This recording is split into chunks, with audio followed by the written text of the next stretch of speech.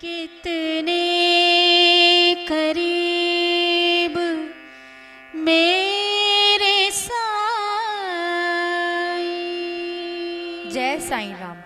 कितने करीब मेरे साईं शीर्षक के अंतर्गत साईं भक्त दीदी एक ऐसे साईं दरबार से संबंधित साईं कृपाओं को श्रवण कराएंगी जहां स्वयं साईं आकर विराजे हैं, जहां केवल साईं भक्तगणों को लेकर नौविधा भक्ति का पालन किया जाता है। जय साईं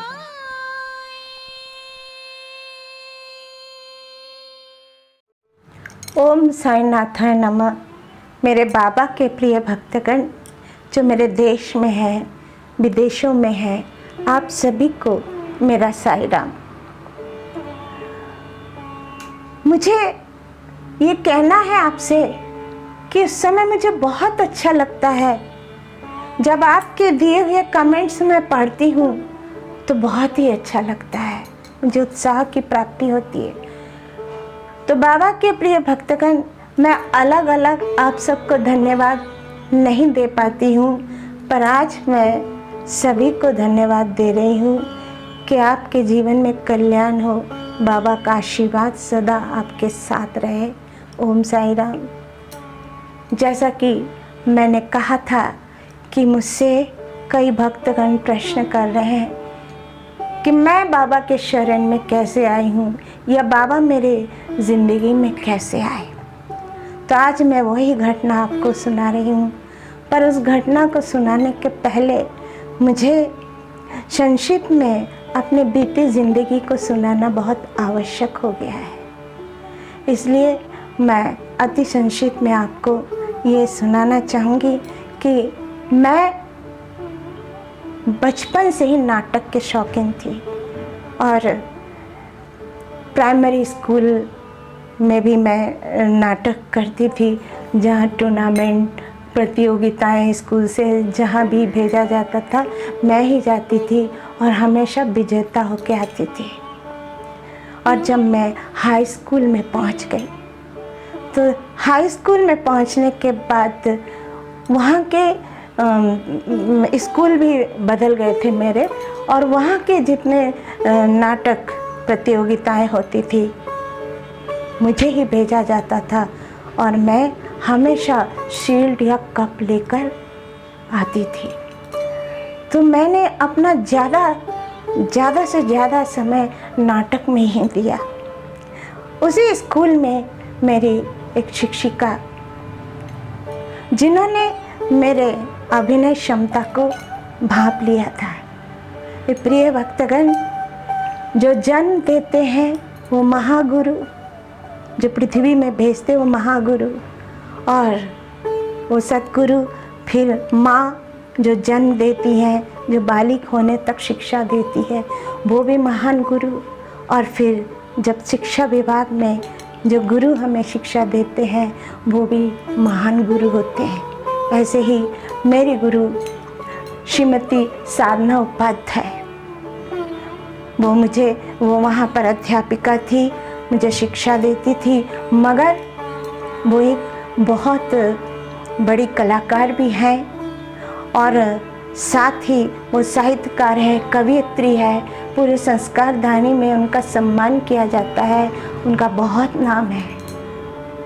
उन्होंने मेरे अभिनय को देखकर संस्कारधानी के रंगमंच से मुझे जोड़ दिया,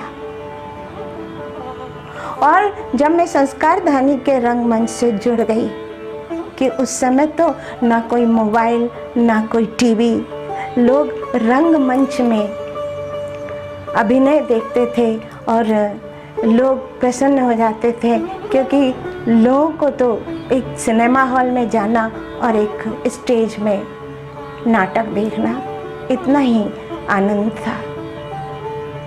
तो मैं रंगमंच पे जो नाटकें करती थी उसका मैं आपको संक्षिप्त में विवरण दूंगी। संस्कारधानी के मंच पर सबसे पहला नाटक मेरा उत्सर्ग था, और यही उत्सर्ग नाटक अखिल भारतीय नाट्य प्रतियोगिता इलाहाबाद में मंचित किया गया था, जिसकी तैयारी में मैं लगी थी। और उसमें मैंने एक पुत्री का अभिनय किया था। वो उस पुत्री पर से ही पूरा नाटक तैयार किया गया था। तो उसके बाद मैं मृत्यु के बाद, मैं ये नाम शायद अभी ठीक से याद नहीं, पर जहाँ तक मृत्यु के बाद ये भी मैं 1977 में इलाहाबाद नाट्य प्रतियोगिता में इसको मंचित किया गया था और मैं उसमें दुल्हन की भूमिका पर थी। मेरा इसमें भी खास रोल था। और इतिहास चक्र ये भी संस्कारधानी में कई बार मंचित हुआ। इसमें भी मैंने पत्नी का रोल अदा किया। बिनबाती के दीप 1976 में इसको मंचित की और कई बार साल में हुआ, जो कि यहाँ के एक बहुत बड़े मंच शहीद स्मारक मंच पर मंचन हुआ और इसमें मेरा एक विशेष रोल था। फिर आषाढ़ का एक दिन, जिसमें मैंने मल्लिका के भूमिका में मध्य प्रदेश कला परिषद द्वारा सन 1976 भोपाल में रविंद्र भवन में मंचित किया था। मेरे मल्लिका का अभिनय लोगों ने बहुत सराहा। वहाँ अखबारों में भी मेरी बहुत प्रशंसा की गई। यहाँ तक कि वहाँ से मेरे पास एक नौकरी का पत्र भी आया और तनख्वाह भी बहुत अच्छी थी। कला परिषद से मेरे पास वो पत्र आया, पर मैं नहीं जा पाई। और फिर स्वरचित नाटक, मैंने स्वयं जो नाटक लिखे थे उसमें है बेकसूर कैदी। इसको मैंने सन 1984 में न्यायिक अधिवेशन जबलपुर में न्यायिक मंच पर मैंने अभिनय किया था। उसमें मैंने सूत्रधार, उसमें मैंने महिला कैदी का रोल अदा किया था। फिर स्वरचित नाटक मुर्गा फंसा, जो 1996 में इसको मैंने मंचित किया था और इसमें मैंने सूत्रधार का रोल अदा किया था। ये मेरे ही द्वारा रचित नाटक, मैं चिकित्सकों के ऊपर से हास्य नाटक बनाई थी। फिर मेरे ही द्वारा निर्मित स्वरचित टेलीफिल्म कितने करीब मेरे साईं, इसी नाम पर मैंने टेलीफिल्म बनाया था, जो 2002 में कई बार टीवी में प्रसारित किए गए। और फिर मेरे ही द्वारा एक नाटक, स्वरचित नाटक जो 2.5 घंटे का था, कितने करीब मेरे साईं, इसमें मैंने अपने दरबार को मंच पर दर्शाया था और 40 कलाकार थे। और उसी नाटक में मैं बाबा से प्रार्थना करके गई थी कि आप ज़रूर आना, और वो आए थे। ये नाटक मैंने यहाँ जबलपुर स्थित बंगाली क्लब मंच पर मंचित किया था। प्रिय भक्तगण, मैंने इसके अलावा और कई नाटक किए, पर मैंने कुछ एकल अभिनय भी किए थे, वो मेरे स्वयं के द्वारा रचित। बांग्लादेश, अर्थात जब बांग्लादेश और पाकिस्तान की लड़ाई चल रही थी, बांग्लादेश पाकिस्तान से स्वतंत्र होना चाहता था। उस समय पाकिस्तानी सैनिक बांग्लादेश के महिलाओं पर घोर अत्याचार कर रहे थे और महिलाएं बहुत डरी हुई थी, क्योंकि प्रतिदिन सुनाई देता था कि उनके साथ बलात्कार हो रहे हैं, न जाने क्या क्या कर रहे हैं। तब मैंने एक अभिनय स्वयं तैयार किया मैंने, और वो यहाँ के एक खास संस्था के रजत जयंती पर मैंने मंचित किया था, जिसकी बहुत ही प्रशंसा की गई। उसमें मैंने ये बता दिया कि नारी के पास शक्ति है, वो अपने को संभाल सकती है, अपनी रक्षा नारी कर सकती है। ऐसे ही स्वरचित एकल अभिनय दहेज पर 1989 में कई बार मैंने किया, और इस दहेज के अभिनय पर संस्कारधानी के लोग मुझे बहुत अच्छी तरह से जानने लग गए थे। फिर मैंने एकल अभिनय अग्नि स्नान, जो मेरे द्वारा रचित, उसे भी मैंने किया था, जिसकी बहुत तारीफ हुई थी। नेताजी सुभाष चंद्र बोस के जयंती पर मैंने तुम मुझे खून दो मैं तुम्हें आज़ादी दूंगा, इस पर भी मैंने अभिनय किया था। तो इस प्रकार देखिए, मैं हमेशा नाटक से ही जुड़ी रहती थी, रंगमंच से जुड़ी रहती थी। इसके अलावा आकाशवाणी में मैं 1994 से 2014 तक रेडियो से जुड़ी हुई थी तथा संस्कारधानी में मुझे अनेक स्थानों पर सम्मानित भी किया गया था तथा जो महाविद्यालय नाट्य प्रतियोगिताओं में मुझे निर्णायक के रूप में आमंत्रित किया जाता था। तो जो उत्सर्ग नाटक जिसमें मैंने 12-13 वर्ष की बच्ची का रोल अदा किया था और जब मैं अखिल भारतीय नाट्य प्रतियोगिता इलाहाबाद में पहुंची और उस समय की बात है, मैं जानती थी अच्छी तरह से क्योंकि मैं 11वीं कक्षा की छात्रा थी और अच्छी तरह से जानती थी कि वहाँ से लौटने के बाद ही दूसरे ही दिन मेरी परीक्षा है, वो भी बोर्ड एग्ज़ाम। सब कुछ जानते हुए भी मैंने पढ़ाई में मन नहीं लगाया, मैं केवल नाटक के संवाद याद करती थी। मेरा एक ही उद्देश्य था कि व्यक्तिगत रूप से मेरा अभिनय बहुत अच्छा हो, लोग मेरी तारीफ भी करें, मेरा अच्छा रहे वहाँ, ये मैं हमेशा सोचती थी, हर नाटक के लिए सोचती थी। तो जब वो उत्सर्ग नाटक मैंने इलाहाबाद में मंचन किया, वहाँ पर वास्तव में लोगों ने व्यक्तिगत तारीफ की मेरी।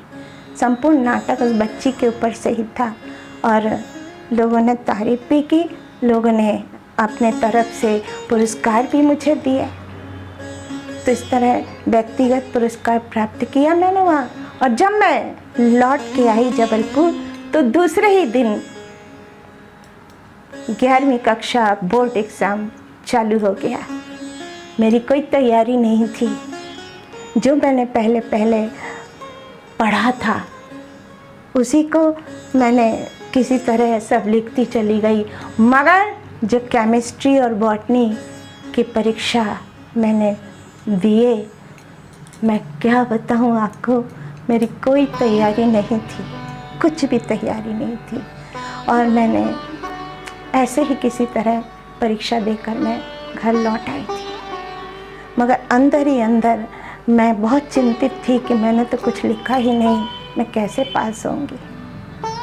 जब मात्र 1 सप्ताह बाकी था रिज़ल्ट खुलने का, पता चल गया था कि अब रिज़ल्ट खुलने वाला है अमुक तारीख को, मात्र 1 सप्ताह, तो मैं डर के मारे मेरी माँ जो वाइस प्रिंसिपल थी गवर्नमेंट हायर सेकेंडरी स्कूल में, मेरी माँ श्रीमती निहार, उनको मैंने डरते डरते कह दिया कि माँ मेरे 2 पेपर बहुत बुरी तरह बिगड़ गए, मैंने कुछ लिखा ही नहीं। बस इतना कहना ही था कि वो बहुत जम के मुझे डांटने लगी, बहुत डांट ली उन्होंने कि और जाओ नाटक करो, संवाद रटो, जो जो उनके मुंह में आया वो मुझे कहती चली गई। बहुत डांटने के बाद गुस्से में एक कोने में जाकर बैठ गई। मगर माँ तो माँ है, बहुत चाहती थी मुझे, बहुत।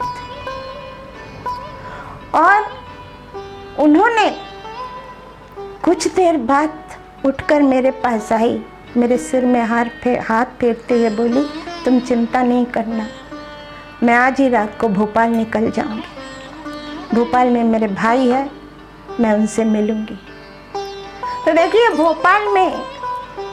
भोपाल एजुकेशन बोर्ड के सबसे बड़े अधिकारी जो मेरी माँ को दीदी कहते थे और माँ उन्हें राखी बांधती थी, मेरी माँ भी जानती थी कि वो गलत नहीं करेंगे और उनका तो था ही, बहुत ईमानदार थे वो।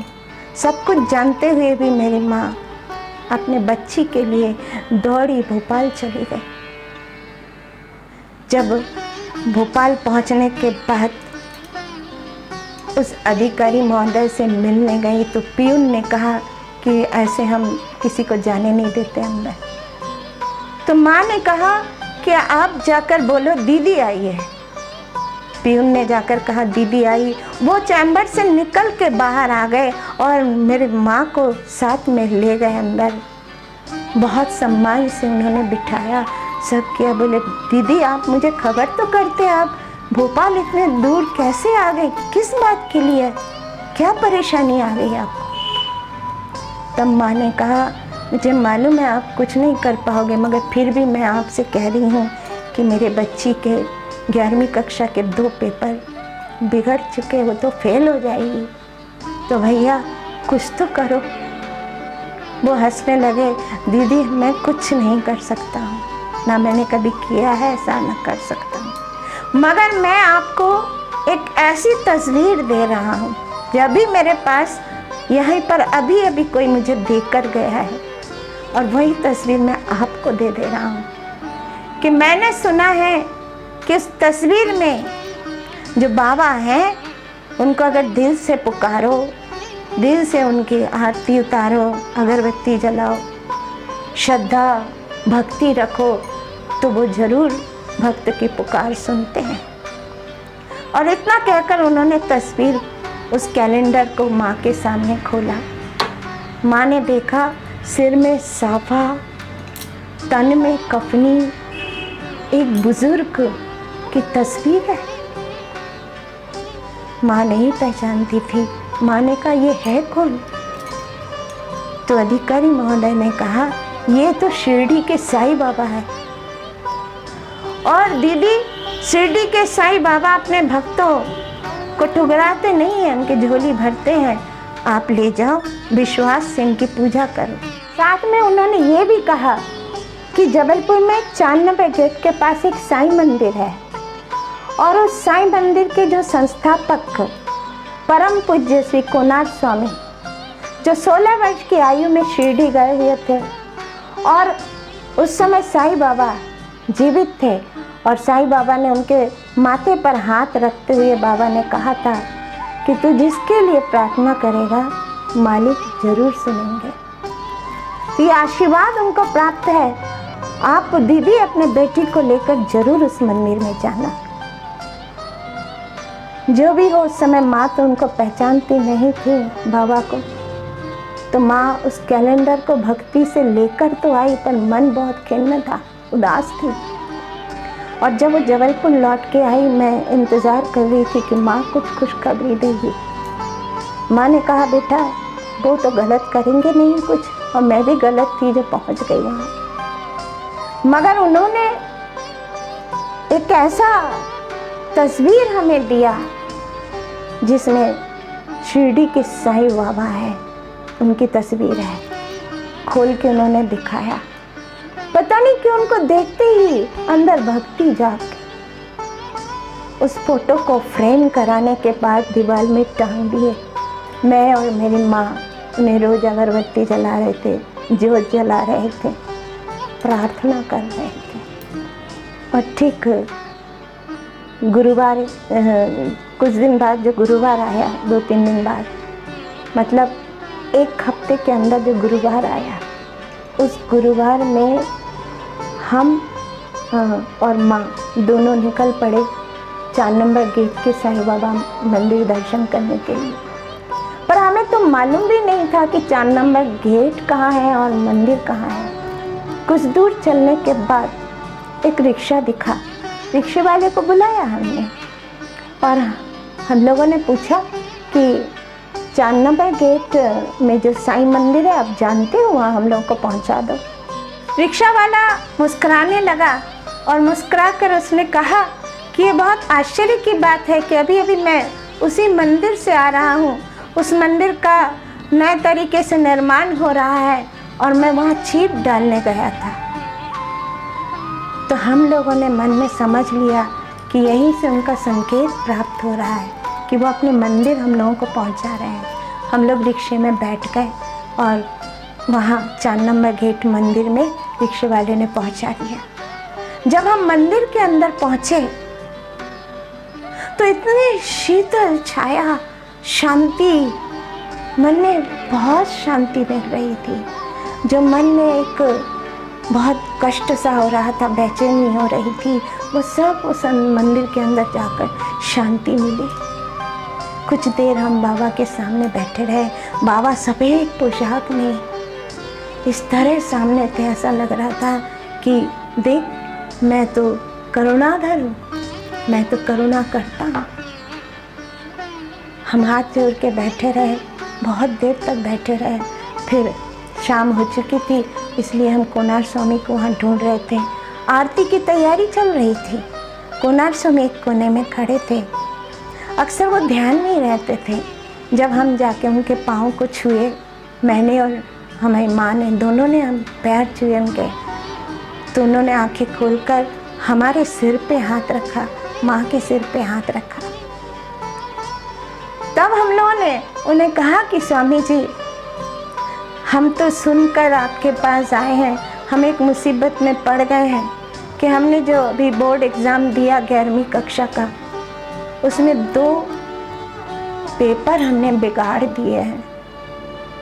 गलती हमारी थी, हमने पढ़ाई नहीं की, मगर बाबा जानते हैं कि हमने क्यों नहीं पढ़ाई की है। पर आपके पास बहुत आशा लेकर आए हैं हम लोग। कोणार्क स्वामी ने मेरे सिर में हाथ रखते हुए कहा कि बेटा घबराओ नहीं, अगरबत्ती लाए हो? हम लोग अगरबत्ती लेके गए थे, उनको अगरबत्ती का पैकेट दिया। वो पूरे अगरबत्तियों को जलाकर ऐसे बाबा के सामने खड़े हो गए, ऐसे दोनों हाथ से अगरबत्ती लेके आंखें बंद होकर वो बाबा के सामने खड़े हो गए। करीब 10 मिनट वो ऐसे ही खड़े रहे और अगरबत्ती धीरे धीरे धीरे समाप्त होने को आ गई। फिर उन्होंने आंखें खोला और ऊदी की पुड़िया मुझे देते हुए उन्होंने कहा, इस ऊदी को रोज खाना और बाबा का ध्यान करना, बाबा का नाम लेते रहना, बाकी बाबा ही सब रक्षा करेंगे। हम लोगों ने फिर से उनको प्रणाम किया, बाबा को प्रणाम किया, हम लौट के घर आ गए। गुरुवार का दिन था। जब हम घर पहुंचे तो सुना कि रिजल्ट खुल चुका है, मगर रात्रि हो जाने के कारण हमने पता नहीं लगाया कि क्या हुआ। हम रात्रि भर बाबा को प्रार्थना करते रहे, उनका नाम लेते रहे। और जब सुबह हुआ तो करीब दिन के 9-10 बजे करीब स्नान आदि होने के पश्चात माँ ने कहा, आज तेरे को होटल में नाश्ता कराएंगे, आज घर में कुछ खाना नहीं, चल मेरे साथ। मैं अपने माँ के साथ चल पड़ी। यहीं जबलपुर में एक सुपर मार्केट बोल के स्थान है, वहाँ एक भारत भंडार होटल था, अब नहीं है। कि देखिए अब कोणार्क स्वामी भी नहीं है। मैं आगे और बताऊंगी कोणार्क स्वामी की दया मेरी ज़िंदगी में कैसे कैसे, बाबा की कृपा और स्वामी जी की कृपा। तो जब हम लोग होटल में बैठे और नाश्ता करके बाहर निकले, उसी समय एक छोटा सा लड़का अखबार बेचता हुआ जा रहा था। 11वीं बोर्ड का रिजल्ट, 11वीं बोर्ड का रिजल्ट। उसको बुलाया, एक पेपर खरीदा और पेपर खरीद कर वही वहाँ एक कोने में एक बेंच में बैठ गई। मैं बार बार मना कर रही थी कि माँ भी मत मिलाओ, अभी मत मिलाओ रोल नंबर, पर माँ माने नहीं, माँ मिलाने लगी। और बहुत बड़ा आश्चर्य हो गया कि इस अखबार में मेरा रोल नंबर माँ ने देख लिया। माँ चीख उठी, अरे तू तो पास हो गई, तू तो पास हो गई।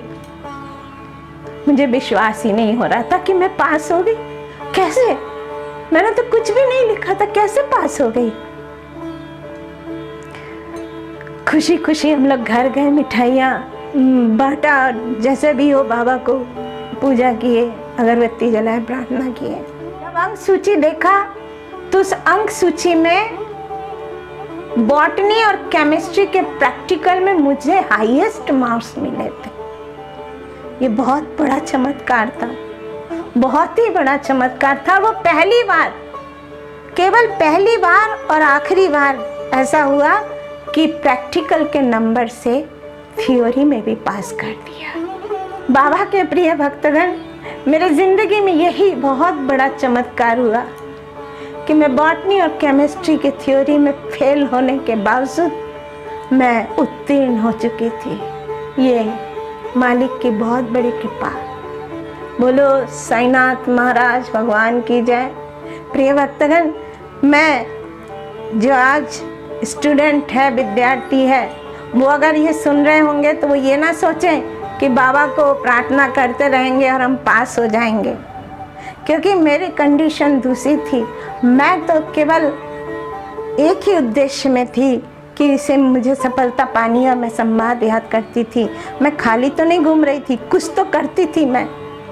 और बाबा को शायद मुझे अपने शरण में लेना था, तो बाबा ने यह चमत्कार दिखाया और मैं बड़े अच्छे से उत्तीर्ण हो गई। ओम साई नाथा नमः। मैं साईं सच्चरित्र से 4 लाइन आपको सुनाना चाहती हूँ कि इस विश्व में असंख्य संत है, परंतु अपना पिता गुरु, जिसे हम पूजते हैं सद्गुरु, वो ही सच्चा पिता, सच्चा गुरु है। दूसरे चाहे कितने ही मधुर वचन क्यों ना कहते हो, परंतु अपना गुरु उपदेश को कभी नहीं भूलना चाहिए। अपने गुरु का उपदेश हमेशा पालन करना चाहिए। अध्याय 45 पृष्ठ 317। ओम साई राम। आगामी एपिसोड का इंतज़ार कीजिएगा। साचो